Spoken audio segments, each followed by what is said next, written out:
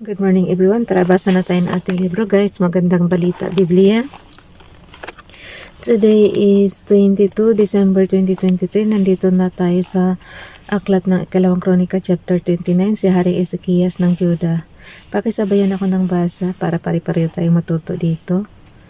Ikalawang Kronika chapter 29 verse 1, si Ezekias ay 25 taong gulang nang maging hari at 29 na taon siyang naghari sa Jerusalem. Ang kanyang ina ay si Abijah na anak ni Zacarias. Verse 2, katulad ng kanyang ninunong si David, gumawa siya ng kalugod-lugod sa paningin ni Yahweh.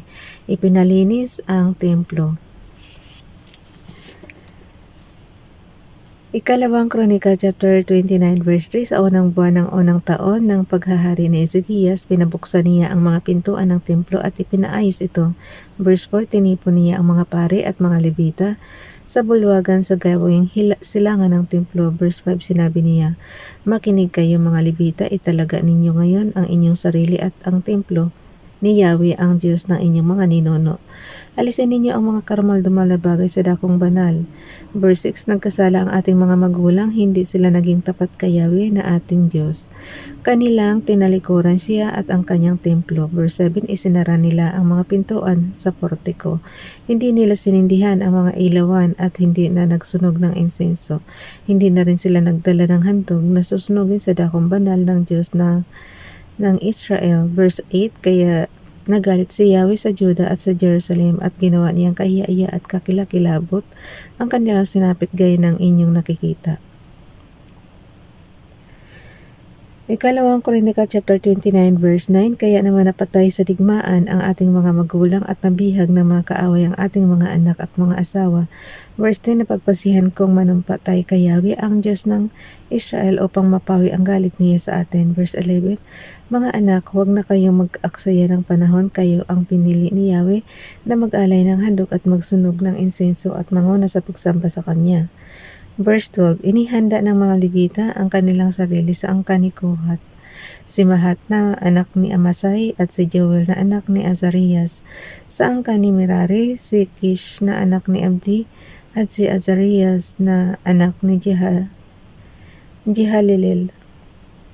Sa angkan ni Gershon, si Joan na anak ni Zima at si Eden na anak naman ni Joa. Verse 13, sa angkan naman ni Elizaphan, si Zimri na anak ni Jeiel. Sa angkan ni Asaph, sina Zacarias at Matanias. Verse 14, sa angkan ni Himan, sina Jehiel at Simi. Sa angkan ni Jedutun, sina Simayas at Uziel. Verse 15, tinipon ng mga ito ang kanilang mga kapwa Levita at nilinis ang kanilang sarili ayon sa kautusan. Gaya ng utos sa kanila ng hari, pumasok sila at nililinis ang templo ayon sa kasuotan ni Yahweh. Verse 16, pumasok naman sa loob ng templo ang mga pari at inilabas ang maruruming bagay sa bulwagan ng templo ni Yahweh. Kinuha naman ito ng mga Levita at dinala sa libis ng Kidron. Verse 17, sinimulan nila ang gawain ng paglilinis ng unang araw ng unang buwan at ikawalong araw nang umabot sila sa portiko. 8 araw pa nilang nililinis ang templo ni Yahweh at natapos nila ito sa 16 na araw ng buwan ding iyon. Guys, ang lamig na naka-heater na tayo. Nakapatong na ako sa heater. Malamig pa rin. Okay, Ikalawang Kronika chapter 29 verse 18, muling itinalaga ang templo. Ikalawang Kronika chapter 29 verse 18, pagkatapos pumunta ang mga Levita kay Hari Ezekias, sinabi dito. Guys, yung sinasabi kong muling itinalaga ang templo, yun yung pinaka parang title doon sa susunod na verse. Okay, verse 18. Pagkatapos pumunta ang mga Levita kay Haring Ezekias, sundan nyo na lang ako sa Bible nyo, pareha naman tayo ng Bible. Verse 18, pagkatapos pumunta ang mga Levita kay Haring Ezekias at sinabi dito, nalinis na po namin ang templo ni Yahweh, ang altar na pinagsusunugan ng mga handog at ang lahat ng kagamitan doon, pati ang hapag ng mga tinapay na handog at ang mga kagamitan doon. Verse 19, ang mga Ang mga kasangkapan namang inalis ni Haring Ahaz nang tumalikod siya sa Diyos ay binalik namin sa muling inlaan para sa Diyos. Nakalagay na po ang lahat ng ito sa harap ng altar ni Yahweh. Verse 20, maagang bumangon si Haring Ezekias at tinipon niya. Ulitin natin yung verse 20, maagang bumangon si Haring Ezekias at tinipon niya ang mga pinuno ng lungsod, magkakasama silang pumunta sa templo ni Yahweh. Verse 21, may dala silang 7 toro, 7 lalaking tupa, 7 kordero at 7 lalaking kambing na handog pang kasalanan para sa kaharian sa templo at sa Juda. Iniutos ng hari sa mga paring mula sa angka ni Aaron na ihandog ang mga ito sa altar ni Yahweh. Verse 22, kaya't pinatay ng mga pari ang mga toro at ang dugo nito iwinisik nila sa altar. Pero mo yun guys, doon mismo sa templo pinatay yung mga handog. So ibig sabihin ang dami-dami niyan, 'di ba? Ang iingay ng pagbuhay pa yan. Ang iingay niyan, 'di ba? Merong mga toro baka maririnig mo yung ng paano ba sila mag-ingay. Ganun. Verse 22, kahit pinatay ng mga pare ang mga toro at ang dugo nito'y iwinisik nila sa altar. Gayon din ang ginawa sa mga lalaking tupa at kordero. Verse 23, ngunit ang mga lalaking kambing nahandog. Ito mas maingay itong kambing. Marinig natin, may.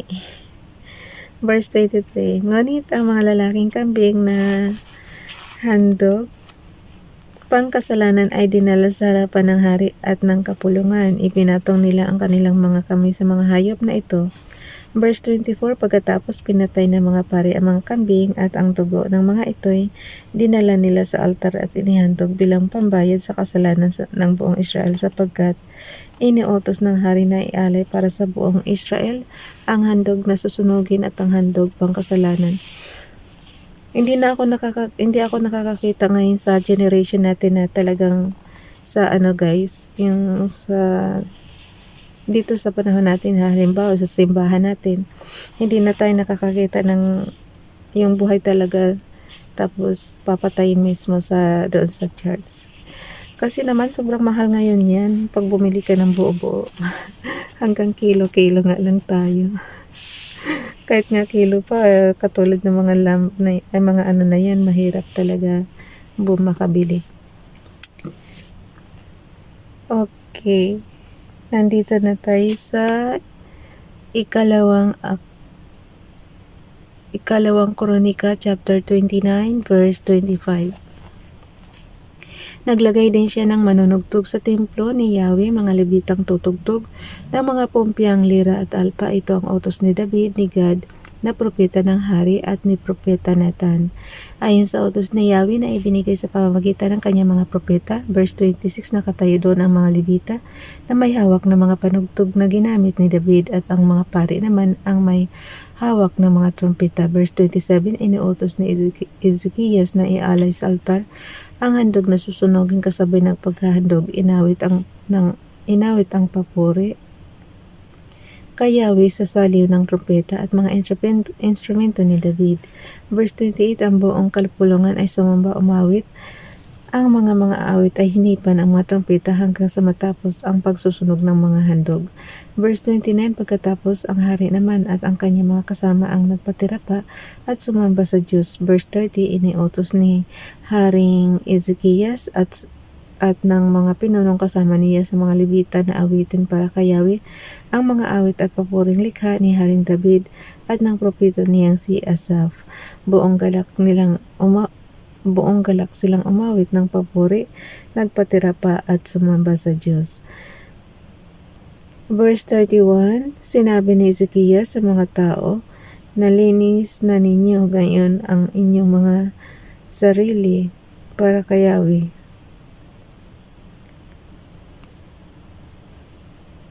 Lumapit na kayo at dalhin sa templo ang inyong mga handog ng pasasalamat kay Yahweh. Nagdala nga ang buong kapulungan ng mga handog ng pasasalamat at ang iba na may kusang loob na nagdala ng mga handog na susunugin. Verse 32, ang mga handog na susunugin para kay Yahweh ay umabot sa 70 toro, 100 lalaking tupa, at 200 kordero. Verse 33, ang inaalay ng mga handog ay umabot sa 600 toro at 3,000 tupa. Guys, hindi napakarami niya sa harapan ng templo, guys. Kung ganyan karami, 600 na toro, 3,000 tupa, at 3,000 toro. Imagine niyo na lang kung gaano kalaki ang templo para magkasya yung mga yan. Tapos, maliban pa doon sa mga tao pa, yung mga Levita, yung mga awit. So, imagine niyo talaga na sobrang laki ng templo na yan. Verse 34, ngunit ilan lamang ang mga pari at hindi nila kayang gawin lahat ng ang pag-aalay sa mga handog na susunugin. Kaya tinulungan sila ng mga Levita dahil dito nagkaroon ng pagkakataong makapaglinis ng sarili ang ibang pari, sapagkat naging mas masigasig sa paglilinis ng sarili ang mga Levita kaysa sa mga pari. Verse 35, bukod sa mga handog na susunugin, Bukod sa handog na susunugin, marami rin ang taba ng mga handog na pagkain, botel at inumin. Sa ganitong paraan na ibalik ang dating pagsamba sa templo ni Yahweh.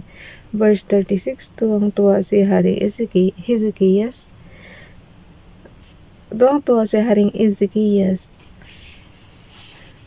Sabi ko sa inyo, sabayan niyo ako ng basa kasi naano na ako eh. Pag kailangan ko nang ilayo yung mata ko or kailangan ko yun.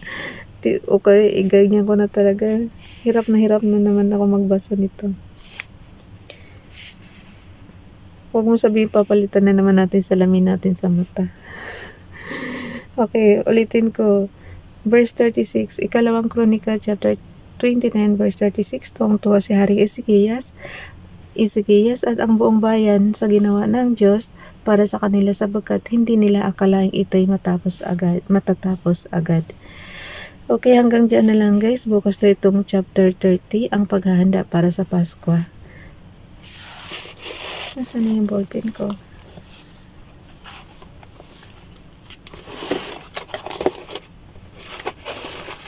Ano na bukas? 23? Oh, sorry. Nawala yung ballpen ko eh. Pen na lang ito. Ay, marker pala. December 2023. Nababakat kasi sa pagka hindi katulad ng ballpen na hanggang dito lang sa page. Ito sobrang nipis kaya nababakat. Kaya minsan nasasagasaan yung mga word. Hindi ko minsan mabasa. Hayaan mo na lang. Bili na lang tayo ulit ng ballpen. Bye everyone. God bless.